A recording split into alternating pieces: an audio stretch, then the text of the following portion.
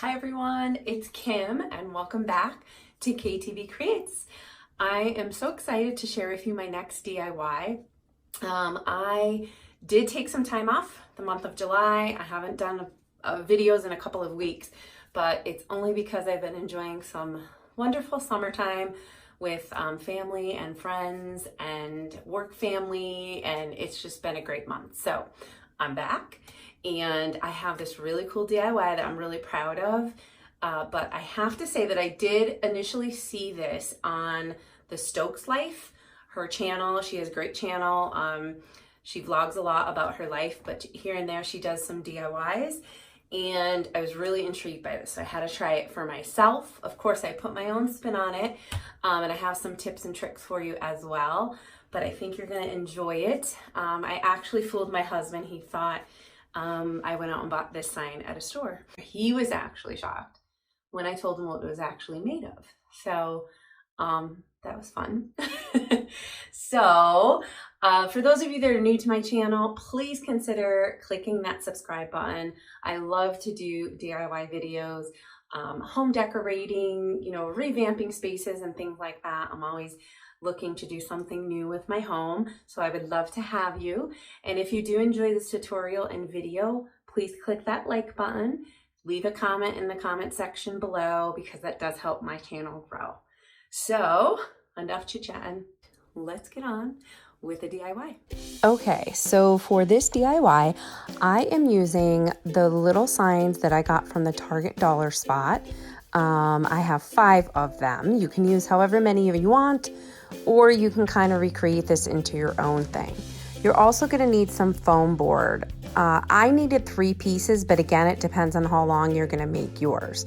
So here, all I'm doing is measuring how I want it to space out the little herb signs. I ended up doing leaving 1.5 inches between the top and what will be the bottom, and evenly space them apart horizontally as well. So I'm just taking a measuring stick and making my markings along so I can pencil in my line so that I can cut that with an X-Acto knife or razor blade.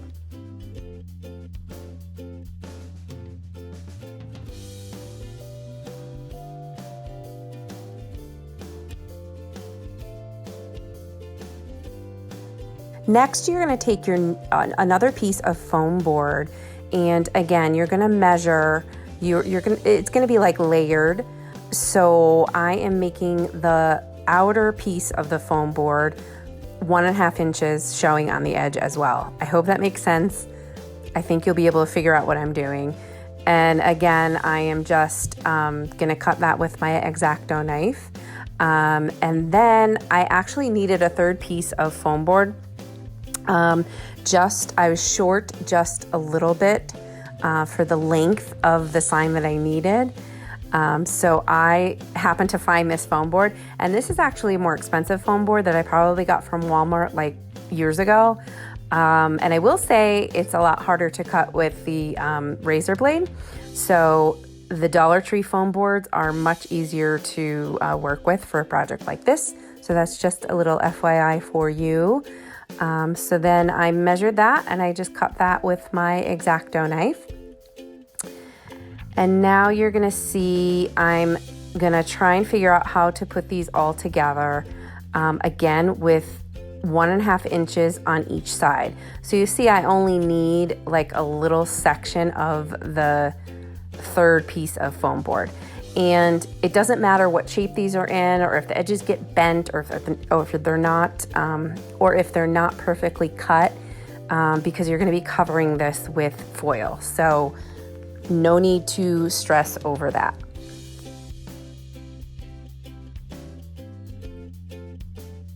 So now, again, I'm just measuring it out to make sure everything is perfect.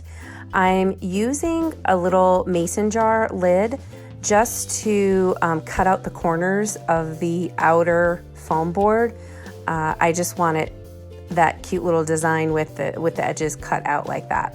So that's what I used for my design, and then I'm gonna go in with my X-Acto knife again. You gotta press down a little bit harder because you are doing like a half moon circle there. and I just do that in all 4 corners. Again, it doesn't have to be perfect because you're not going to see the edges of it anyways. So then I am using E6000. You could probably get away with using hot glue, but I just wanted to make sure that it really stayed together really well. So I did use E6000 and then hot glue as well. And I am simply gluing on that little edge just to make the sign the length that I need it to be. So now you're taking the top layer of foam board, and I am just gonna hot glue that to the center of the bigger piece of foam board. And it looks like that. So now you're gonna get some aluminum foil. Now I used, this is like heavy duty aluminum foil. I did buy the Dollar Tree aluminum foil, but it is much flimsier. So I just felt more comfortable using this. You can do it however, whatever way you decide to, but that's how I decided to do it. So I'm just creasing around the edge of the inside foam board, just so you have a nice outline so you know where to lay the aluminum piece. And then again, doing the same for the outer edge of the foam board. So you have a nice indentation, then gently remove that. And then I'm just going to use some Mod Podge to put, just to glue the foil down to the, just to that top foam board. You don't have to use it for the outer edge there.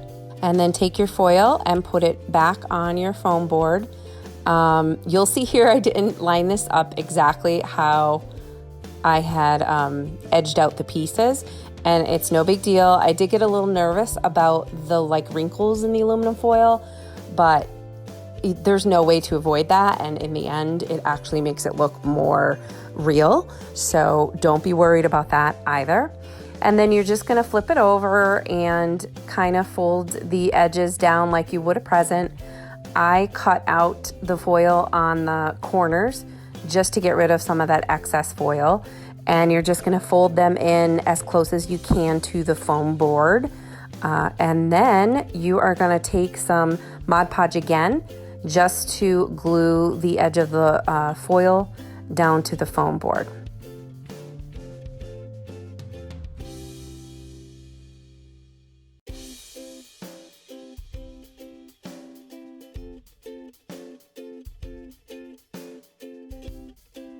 Now I did lose some footage here. I did already do 1 coat of Waverly chalk paint in white, and right here I'm just doing a really light second coat. It's probably not even necessary because you do want the sign to look old. Just be sure to leave out some pieces where you see the aluminum shining through, because that helps it make it look real as well. Now I'm going in and using some Waverly chalk paint in gray. It's an elephant actually. And I'm dabbing it in the areas where I left the foil showing through, and a couple different areas too. Again, no rhyme or reason to this. You want it to look, kind of uneven and old looking.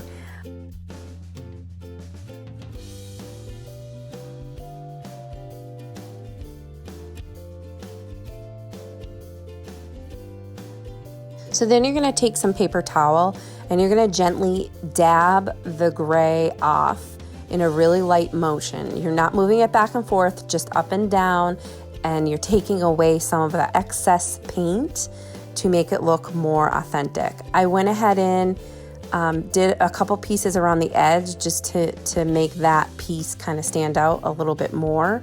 And again, just dabbed away the excess paint. Then I went back in with my acrylic burnt umber with very little on a paper towel. And I went in and just dabbed that around the gray areas as well, just to make it look a little bit like a rusted effect. And then I also just added a little bit of that brown look on the white part here and there, just, dabbed it on here and there with, again, no rhyme or reason to it.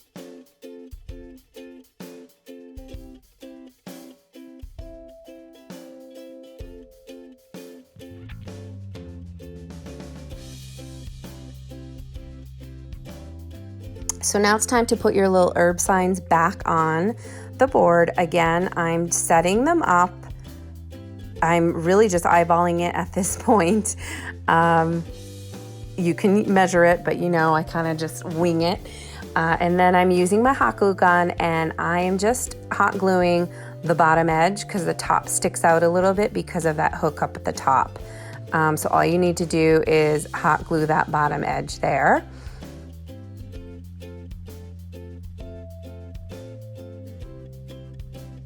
And then I'm just using white thumbtacks that I already had. You can use some like gold ones if you think that might look better.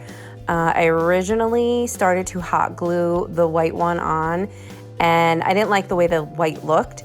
So I'm just dabbing on some of that elephant chalk paint on the head of the thumbtack, just to, again, just to add a special touch and make it look old and authentic. So here is the finished product. I hope that you guys love it as much as I do. I think it came out really, really great. I am actually going to be using this to decorate above my cabinets, which is going to be my next video. So stay tuned for that next week. But I am thrilled with the way it looks. Like I said, my husband was kind of surprised that I didn't purchase this. From a distance, you can't tell that it's aluminum foil, and it looks really, really cute, and I think it's going to be a great addition to my kitchen. If you loved this video, please make sure you go ahead and give it a like and leave me a comment. I love to read your comments. They make me feel great, and thank you so much for being part of my little YouTube channel. See you soon.